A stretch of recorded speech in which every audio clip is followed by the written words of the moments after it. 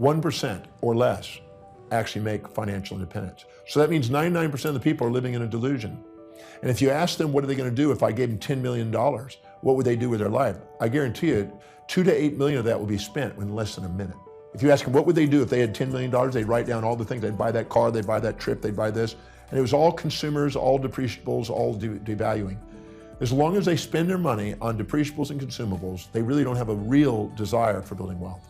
They have to invest it and buy things that appreciate in value if they want to be wealthy. First of all, you want to find out whatever you've done in your life, how it served you, how it served others, and clear out any shame and guilt. Then you want to sit down and ask, what is it that you're really going to do? Because you're not going to get wealthy unless you're serving people. And if you're not dedicated to serving people, you have a fantasy called wealth. You need to make sure that you really have a value on serving people. You need to have a value on wealth, because if you don't really have a value on wealth, you'll spend it. If you have more of a value on spending it than saving it and investing it, it's going to keep going out the window. Because the money circulates through the economy from those who value it least to those who value it most over time. So you have to value wealth building more than spending. You have to value serving people more than just taking.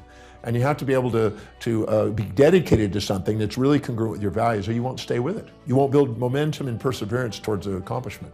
And people who have a forced automatic savings in place and are willing to consistently study and research because they value wealth building. Warren Buffett spent, by the time he was 11, he already read all the books in the Omaha, Nebraska library on wealth building by the age of 11. He was committed to the outcome. People are really committed to wealth building. They study it, they research it, they mentor under it, they apply it, they have forced savings and investment structures in place. They constantly are trying to serve people, and they want to build a business that lasts. What happens is every human being lives by a set of priorities, a set of values, things that are most important to least important in their life. Whenever they set goals that are congruent and aligned with their highest values, they become the most powerful and effective people they can be. This is when they're the most grateful, the most resilient. This is when they're most disciplined and most fulfilled in their life.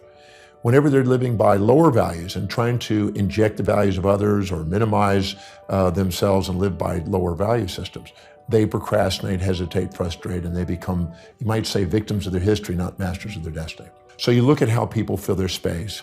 You look at how they spend their time. You look at what they are disciplined about and focused on. You look at where they're most organized. You look at where they spend the most money. You look at what energizes them the most. You look at what they think about, visualize, affirm, and converse with others about most that is in line with what they're creating in life. Look at what they're inspired by, what their goals are, and what they love learning. If you look and find the common threads to those questions, it'll narrow down to what you're dedicated to and what you spontaneously can't wait to get up in the morning and do. Any individual that is setting goals, intentions, that are congruent and aligned with the highest values, they have the highest probability of being spontaneously inspired in the morning to get up and do it. So if you have an entrepreneur that's working in a business and they found what is most meaningful to them, they have found the tap dance to work energy that Warren Buffett describes. As Bill Pollack, who owns Drake Corporation, told me, he says, since 1951, since I found out what I love doing, I've never worked a day since. Now, in addition to that, an entrepreneur also has to find out what their targeted market's highest values are to make sure that they're providing a service that meets those specific needs. So determining your own values and determining other people's values that you want to serve is an essential component, because you're here to be able to find something that serves other people, but it's also meaningful to you. If you find those two, you've got your niche.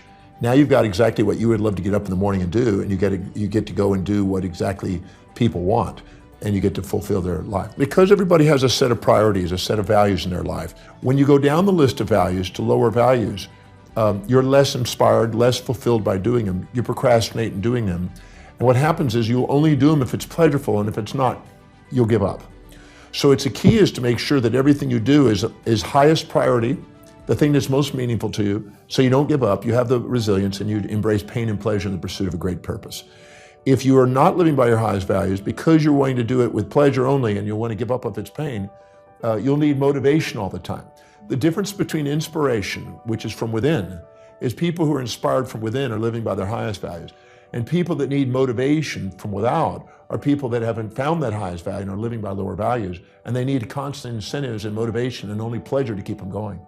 So I'm not a motivational speaker, and I don't promote motivation because I think motivation is a symptom more than a solution. The animal is always having an impulse for that which is prey and pleasure, and an instinct away from that which is pain and predator. So our animal nature needs motivation. But our truest nature, our human nature, The one that activates the telencephalon in the brain, the executive centers of the brain, which allows you to be an executive and a leader in the world, transcends this pain-pleasure amygdala reaction of the lower animal within us and allows us to function from an inner core mission that transcends that and allows us to be able to embrace pain, pleasure, support, challenge, ease, difficulties. Any complementary pair of opposites that you face along the way, you turn into on the way. If you're expecting to float across between two buildings, that's unrealistic expectation. Or if you're expecting yourself to do something that's truly not high on your values and not meaningful to you, you'll tend to give up. Or expecting some other human being to do something that doesn't abide by the laws of the universe, or expecting them to live outside their values. Because every human being makes decisions according to what will give them the greatest advantage over disadvantage, greatest reward over risk to their highest values. So if you expect yourself to do something that's not really meaningful to you, it sounds like a neat whim, but it's not really you, you're going to end up self-defeating and end up with the A, B, C, Ds of negativity. Internal anger and aggression, internal blame and feelings of betrayal, internal criticism and challenge, internal despondency, despair, and depression. And these ABCDs of negativity that you internally have, which some people call negative self-talk and negative self-behavior, is actually a feedback mechanism to make sure we're setting realistic expectations that are aligned with our real values. And we know that it's real if we can see it in our mind's eye, we see the strategy, we know the action steps, and it's obtainable. Now, those are the keys. When you do, you have a realistic expectation, you keep showing effort and evidence of manifesting what you want to manifest. The wisest thing to do is start with simple goals that you achieve and train yourself to do what you say.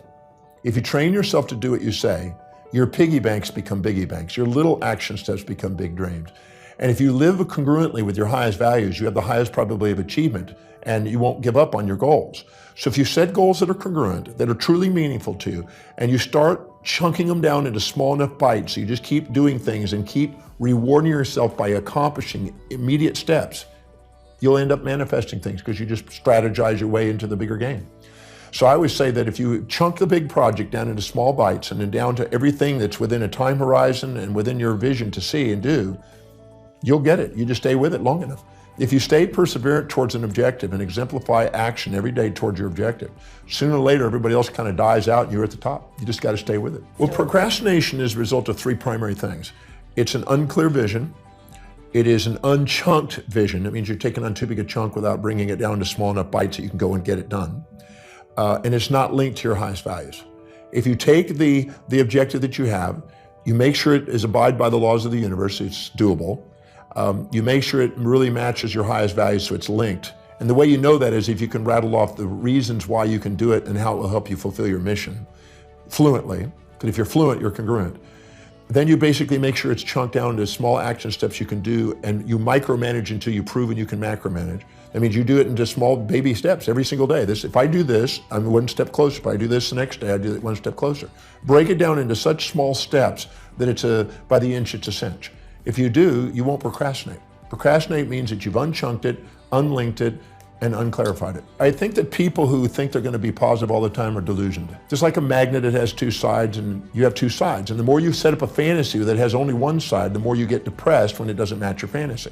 So I'm a realistic guy that sets real goals in real time with a balanced orientation, and I accomplish more by doing that than setting up fantasies and then having nightmares. So I'm not a positive thinking guy. I'm a balanced thinking guy. But when people are down, that you need the positive thinking. But when you're up and you're fantasizing and setting up fantasies and pies in the skies, you need some critical thinking to be able to put you back into reality. So I'm a believer in both sides are needed. So what I did is I did a number of steps. One of them is at the end of the day, I would stop, and if I had this super high day and really thought I'd really done something and really was puffed up and kind of proud, I'd ask, who did I forget to serve today? Who did I not call? What procedure did I not follow? What name did I overlook? What priority did I not hit today? I would ask questions that learn to self-govern myself back down into the center. And if I had a low day and I really thought, wow, what a real crazy day, I would ask, what did I accomplish? Who did I serve? What names did I remember? I would self-regulate. So I would neutralize myself and steady myself. And instead of having volatilities in my business, I had steadiness.